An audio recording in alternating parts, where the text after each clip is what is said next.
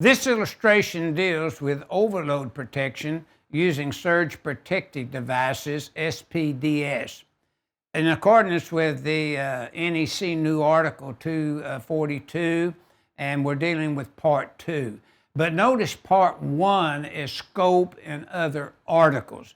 Part 2 is dealing with surge protective devices. Purpose of change is to provide a new article. And this new article has been added to address the requirements for overload protection.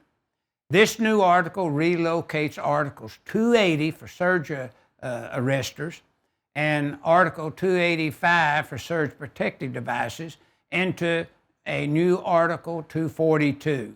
These requirements are more appropriately located immediately following Article 240 for overcurrent protection.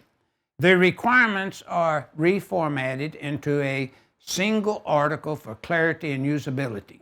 A new article has been added to address the requirements for overload protection, and this new article relocates the Articles 280 and 285 into new Article 242. These requirements are more appropriately located immediately following Article 240 for overcurrent protection. These requirements are reformatted into a single article for clarity and usability. Now, these two paragraphs go together to kind of outline really what this new article is all about. Now, notice, first of all, let's look at the service equipment here at the very top, left-hand side of the illustration. And then notice first, surge arresters, SPD type, one can be connected to the grounding conductor, grounding electrode conductor, a grounding electrode for service, or the equipment grounding conductor terminal and the equipment here. So notice all that can be done, and notice this TVSS type connects right to the supply side there.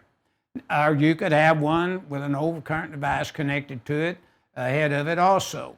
Now, looking at our second requirement here, notice that installation type 1 can be connected to the supply side service disconnecting means, or supply side as we look at here, and again, either to the supply side, lug, were permissible, or an overcurrent device.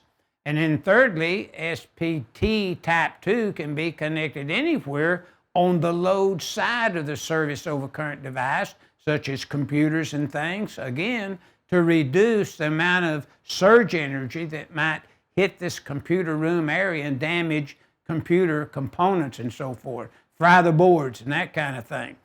Fourth, the way I have it lined out is service protected devices type 4 can provide other components per 242.26.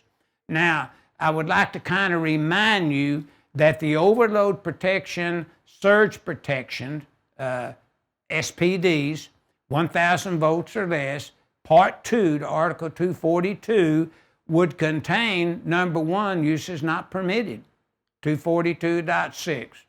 The number required, for example, you could install, would be 242.20. The listing, item 3, would be 242.8. The short circuit rating, number 4, listed there, would be 242.10. The location of these, based upon the electrical system where you're installing them, would be 242.22. The routing of the connecting of the units would be 242.24, and the connection method would be 242.26, and the type 1 SPDs would be 240.21, or excuse me, 240.12. The number 9, the type 2 SPDs would be 242.14. Number 10, the type 3 SPDs would be 242.16. If we looked at number 11, Then type 4 SPDs would be 242.18. And then number 12, your conductor sizes, you'd review 242.28. And then the connection between the conductors would be 242.30. And then your grounding electrode conductor connections and enclosures and how you perform that task would be 242.32. Now that outlines what would take place section-wise based upon the title head in or the new article 242 Part 2.